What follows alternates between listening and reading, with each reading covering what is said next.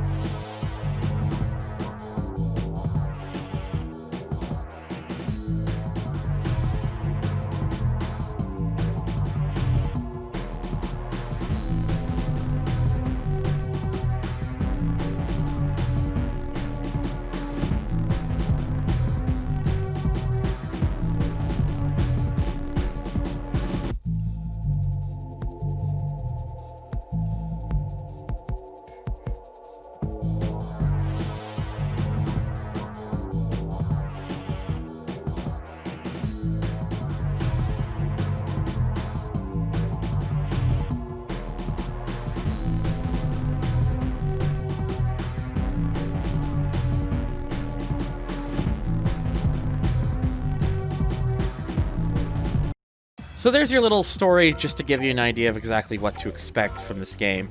It's a bit silly, yes, I know.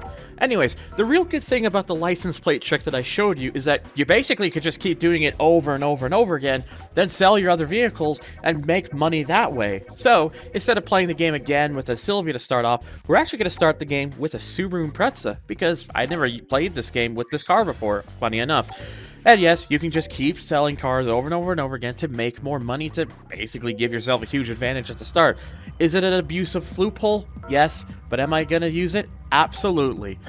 Now, the one more good thing about this game is that this game is actually region-free for saves. So you can save your game here on the Japanese version, and then, if you want to go play it on the US version, like we are going to do now, as you see, we didn't lose anything. We still got all of our CP as before, and there's our Subaru Impreza from before, now with the swapped out license plate for California plate, because that makes sense, right? But, anyways, the good thing is, despite all that, we can now use all that money that we built from just buying, from getting cars for free over and over again, and give ourselves a bit of a head start with the car by putting in some parts and stuff. Normally, we wouldn't have had that much at all. In fact, if with the Silvia S14, if I went with that, like I did last time, I would have had nothing to work with in order to do so. But the good thing is this time around, we can put a little bit more into the car. And as you can imagine, the higher stuff you put into the car, and for almost all of the parts, the better it's going to affect your car. You can press the triggers when in certain parts menus to get a description of what they'll do. And in the parts screen, before you actually go into one, again, if you press the triggers, you can get an overview on the stats of your vehicle to kind of get an idea of exactly, you know, what power it's making, its weight, and all the other sorts of stuff. Just to get, you know, just the technical stuff for the people who are really most into that. Of course, it also just doesn't stop, excuse me, at performance modifications. You can also basically make your car look a bit more fancier and stuff with a few visual upgrades as well. And, of course, you're not stuck to the color you choose. You can adjust with an RGB slider by using the D-pad or the little triggers to kind of jump a notable amount. And basically, you can really get the most out of your car. Now, this game unlike the later TXR games, only has one section to brace on, the C1, both inner and outer. So we're going to be here throughout the entire game. But, what is the point of the game? Well, you have a bunch of rivals on the screen, which you can not identify by the little blue dots. You, of course, the yellow dot, and you want to drive up to your car and basically initiate into a battle. You do so by going right up to them and hitting the B button to flash your lights. Now, I'm kind of showing this a bit slow because I was a bit quick to do it, but I'm not going to be doing the rivals in the original order that I did last time, where it was by random. I'm actually going to be going a little bit through order here, and even showing you a little rival info when you beat them, as you can see there, excuse me, on the top left. So, what we're going to be doing is, I'm going to just be cutting out a lot of the middleman and showing me just basically going against these rivals here.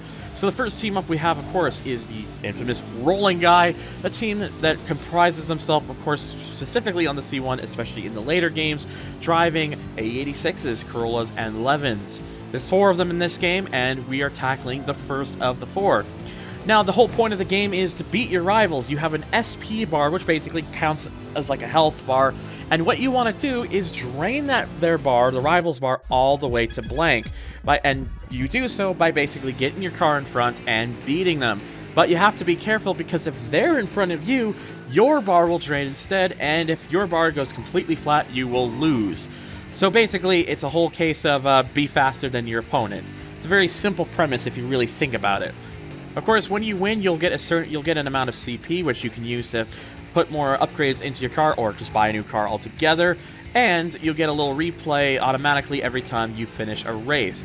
Now, I'm not going to be showing this off for every single time I do one of these. I'm just going to show it off for the example here, and then I'm going to be showing it again for like certain rivals, as you will see later on.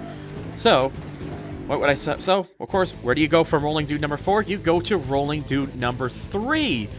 And, yeah, as you're about to find out as I play through this, when you're going through these parts, because this game does not, unlike the later TXR games, it doesn't segment certain rivals to certain parts of the map. Because, again, all you have here is the C1, and rivals don't appear or disappear suddenly. They always stick to the map.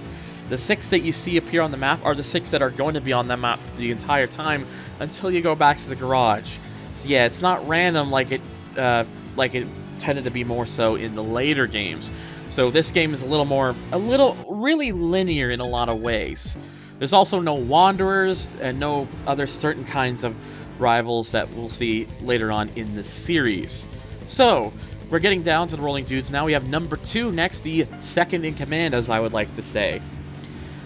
And basically, yeah, it's the whole point of the game is very simple, and it's a sort of like a simple thing where you just, you find your rivals, you hit the B button to flash your lights, you initiate a race, and you're on your way. Of course, as you would probably imagine, the further you get into the game, the rivals you face will be driving faster, more powerful vehicles, so you're going to want to make sure to upgrade your vehicle so that you can get into a challenge with them, and not just have them completely leave you behind where you're bound to lose, basically. It's the best thing to do is just get out there and win some races. And in the early parts of the game here, you shouldn't have too many problems if you choose even something like the S14, so don't worry about the fact that I'm using an Impreza for this. Now, we've defeated Rolling Dudes 4, 3, and 2, and now the team leader, because we defeated all the rest of the team, is out to challenge us. He's Rolling Dude number 1. And the one thing you'll notice in this game that was not carried over in the later titles is that the team leader actually uses a different variation of the logo. So in the rolling guy's case, all the team members, they use like a blue border around the logo, but the leader has a red border around the logo. I'll try to point out any notable differences as I can, but basically, this is how it goes with the team leader. The team leader is usually going to be the most challenging of the teams. Of course, why else would they be the leader?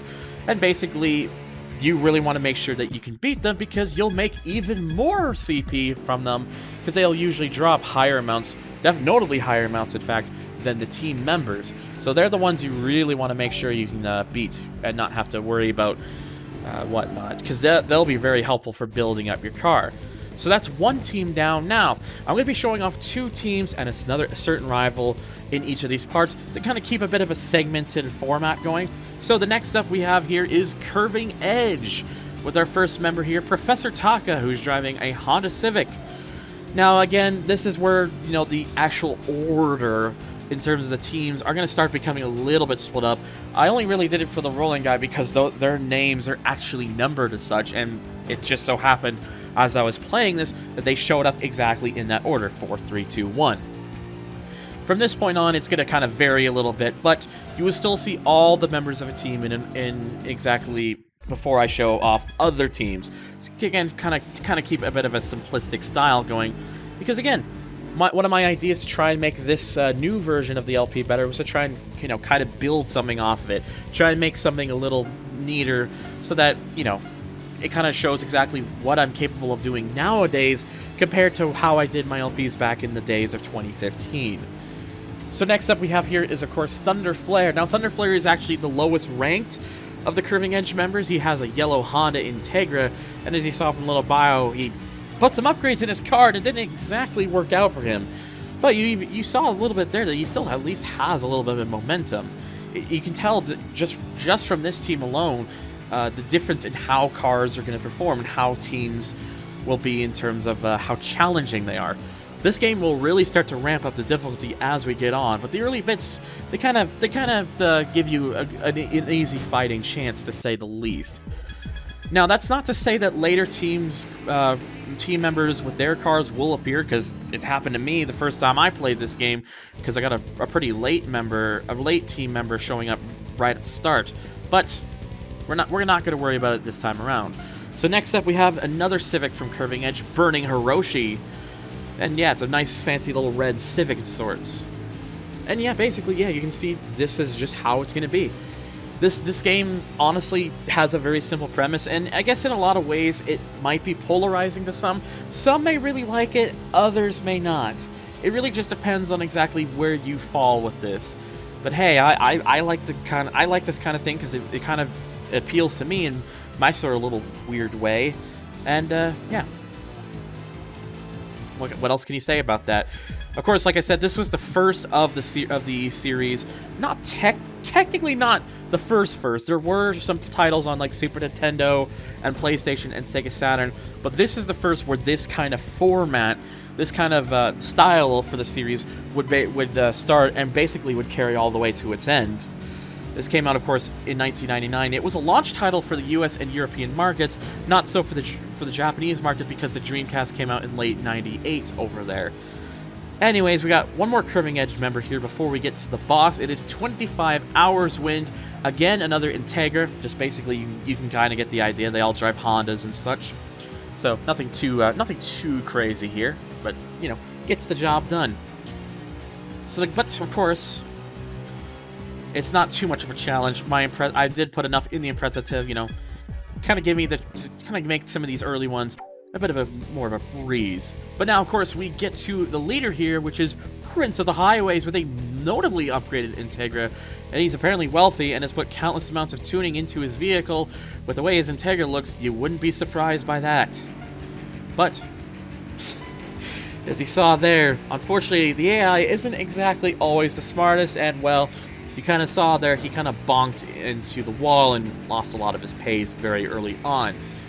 Worth pointing out that the first two rolling guys that you saw, I actually had to do a little bit of jump cutting because the battle will only start once the two cars, yours and the rivals, are kind of at a certain point with one another. So if one of you gets so far away, you're just gonna have to wait for the game to basically initiate the to start the challenge. which means if you really fall far back, you might have to wait a while. They did kind of remedy this in the later games, where it'll just abruptly stop trying to initiate the battle, just so you can, you know, fix it yourself. But yeah, I don't think they did that in this game, from my experience so far, at least. And there we go, back to over 10,000 CP. Now, that's 2 teams done, so you think, oh, we're probably gonna be done for this part. But no, every time you defeat 2 teams, you're gonna get challenged by a special boss. This is the first of a group called the 4 Devas, Grim Reaper, who drives a black S15. Yes, he drives a car that we don't have access to yet right now. And you can basically tell by the info that was on the top left, and the dark car, and the logo, and the name, that, yeah, it's afraid of nothing, not even death. Spooky. But basically, the one thing you're gonna really have to keep in mind about the bosses, especially as we get on, is they are going to be the toughest of the tough. They're gonna be the ones that really give you the most challenge, so they're gonna really keep you on your tippy toes in terms of trying to beat them. You can see here that even with my Impreza tuned up the way it is, his S15 ain't a slouch. It's still got some good momentum going. And of course, it's better through the corners than mine, because my car's kind of, you know, a 4-wheel drive thing. It's kind of understeering a bit. But I mostly went with it because, you know, it's very planted, and it's got, you know, it's not going to slip out really, and it's good with the acceleration. So you can see there, kind of got lucky by doing a bit of a evasive tactical blocking there. Just a little bit of that, at least. But it's just kind of worth doing. Should mention, by the way, since I hadn't already, that the US version of this game, of course, you already know, it's called Tokyo Xtreme Racer. In Europe, you'll know this game as Tokyo Highway Challenge. And in the Japanese game, which of course is Shutoko Battle, that kind of roughly translates to Tokyo Highway Battle. So there's a bit of connection through there, but you would think that that Crave, the publishing team responsible for bringing the game over here, would have called it Tokyo Highway Battle. They didn't. They had a chance in Europe, but they still didn't. Just whatever, you know.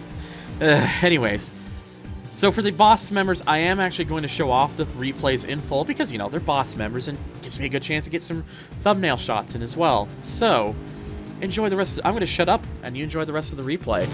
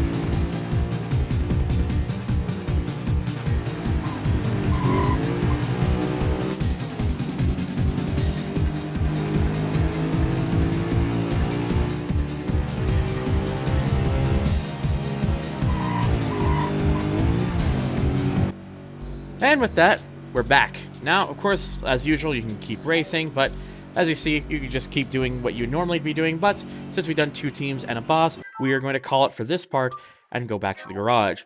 Now, once you've been racing for a bit, it'll show you when you load back the rivals you beat, the credits you won, and the amount that you have in total. I'd kind of slow this down because on emulator, that menu does not appear for very long. But of course, that's going to do it for this part. Now, of course, the important thing I should be doing right now, of course, as it should show here in a moment, yep, of course, I'm going to go save the game for each part, because that way, you know, I don't do something stupid and forget to do so. But we'll be tackling the next 2 teams and hopefully another boss in part 2. So stay tuned for that. As always, thank you guys so much for watching. If you enjoyed this, hit the like button and hit the subscribe button because that helps out a lot. Check out my other links down below. You can help support the channel if you want. I got a Patreon down there. And yeah, thank you to everyone who's tuned in, and I will see you all in the next video.